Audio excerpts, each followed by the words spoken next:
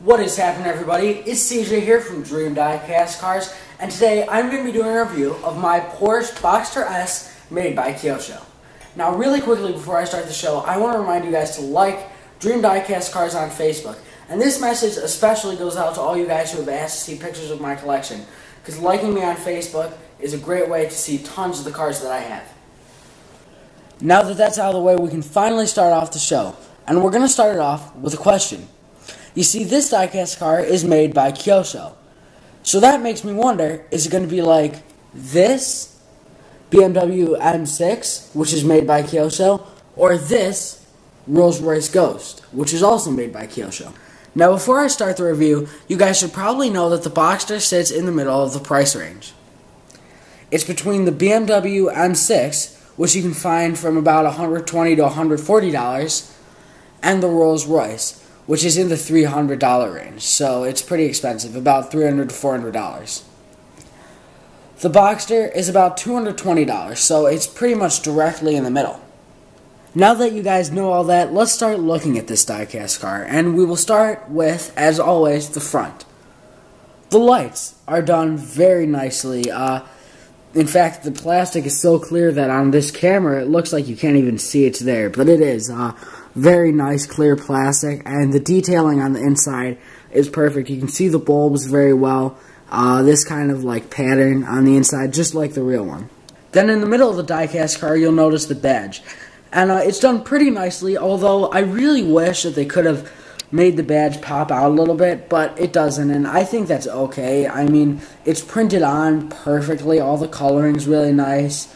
It says Stuttgart on top, and you can see all the fine little details. It does look really good, but I think it would be really, really, really nice if they could have made it pop out. That would be awesome. Look lower down on this diecast car, and you will see the lights, which are replicated nicely. And then you will see the grille, which is also done well. And then in the middle, you will see a license plate, which is done nicely, which says Boxter S on it. Look on the side of this diecast car, and you will see these interesting-looking bright white wheels. Say that 10 times fast.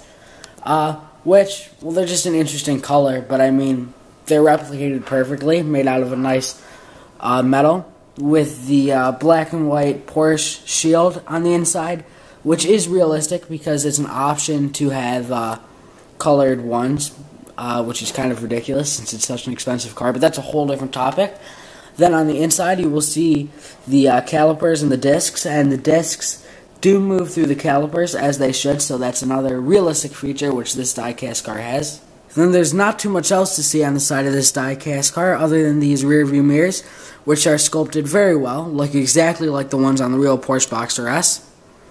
The door handle, which sometimes can be very cheap looking and feeling, however this one is done very well. And then this grille, which is really hard to see into, but it looks very good, and these slats are done nicely, not cheap at all, made out of a real metal material. So the side of this diecast car is very, very nice.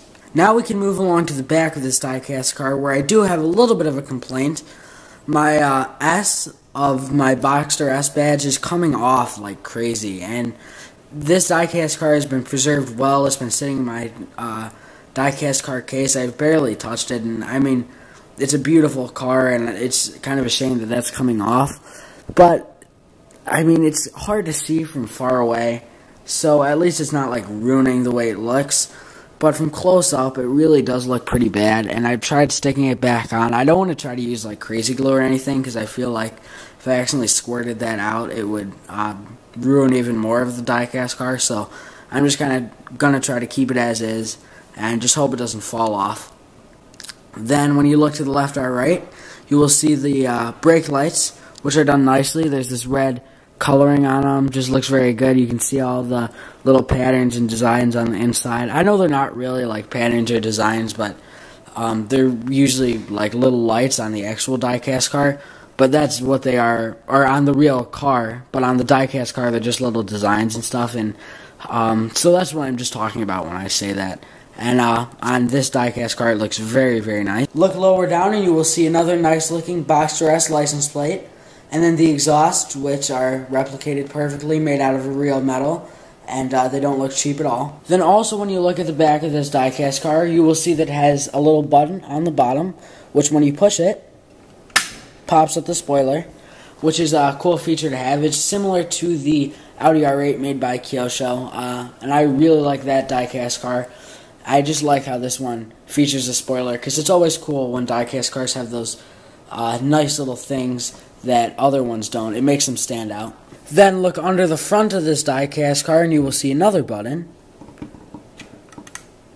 which pops up the hood just a tiny bit, and when you open that you can look inside and see the trunk, which is done very well. It has this realistic little red thing right here, and then it's covered in a felt, so it feels and looks very nice, just like the trunk on the real car would.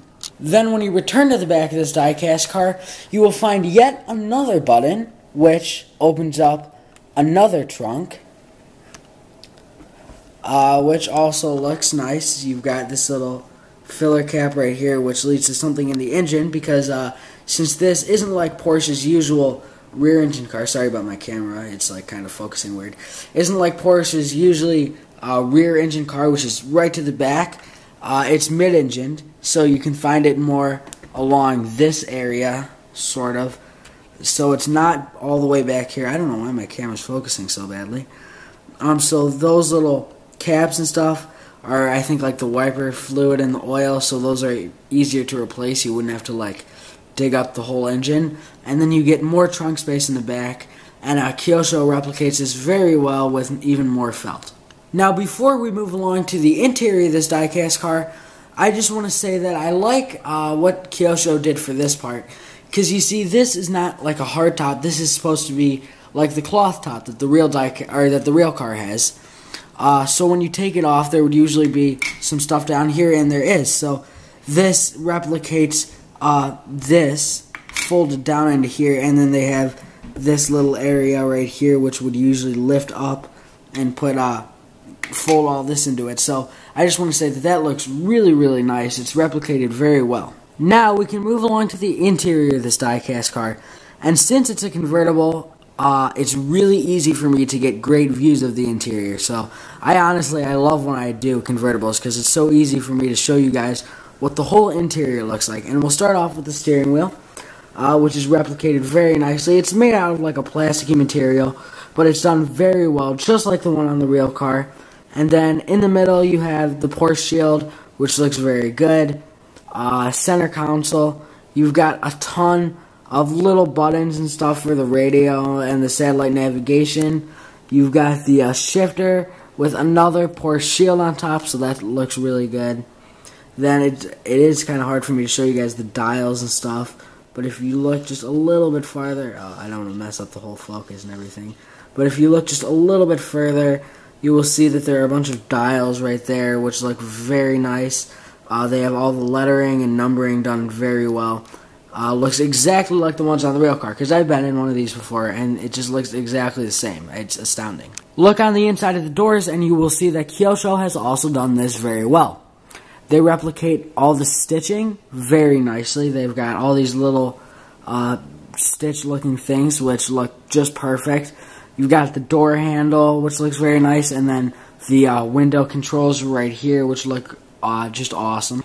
The seats also contain this stitching, and there's really not too much that Kyosho could have detailed, so there's not too much to talk about, but they're replicated well. When you look really close, you can see that the door sills say Boxster S on them, which is very nice, and you can see that the side of the seats, let me see, I can't really see where my fingers are going. There, right there, you can see on the side of the seats, there are the little buttons that would adjust where your seat goes and stuff, so that's another great detail. Another cool thing that the interior has is these little sun visors up here. They can, I'm going to try to do this without blocking the whole camera, they can flip down and stuff. So that looks really nice as well. Okay, so now that the review's over, let's get back to the question which we started on. Is this diecast car worth the $220 which you can find it for? The answer to that is very hard for me to say, and I think I would have to go with no. First off, just because I'm thinking about it too much. Usually when you ask if something's worth something, people, if they think it is, then they'll jump out right away and say, oh yeah, I would pay this amount for this on any day of the week. It definitely is. But I would really have to consider it because it's $100 cheaper than the Rolls Royce, so that's good. I mean, it doesn't have as much of the stuff, but I mean, it's a lot cheaper than this. However, it's about $100 more expensive than the Beamer, and I just can't justify that. And another thing, and I wish I had brought it out. I kind of already started filming this, and I'm in the middle of this clip, so I'm not going to restart it. But the Audi R8 also has the spoiler in the back, and you can click right here if you want to see my review on that diecast car. But that also has the spoiler, which goes up in the back, and it also has like 3 buttons and stuff. I think it's just a very nice diecast car as well, and it's much cheaper than this one is. So it's not worth as much as it costs. However, it's a great diecast car for sure. And I think part of the reason it costs so much is because it's really rare. You can barely find any of them online. I found like 3 of them in total online. And that could be part of the reason why they cost so much. But in the end, I do not think that this diecast car is worth $220. So I'm going to switch things up and end this video on the other side of the table. I don't think you guys have ever seen me sit here before. So thank you guys for watching. Do not forget to like Dream Diecast Cars on Facebook, especially if you want to see an interesting outtake, which just happened from this video. I'm going to post it there right away.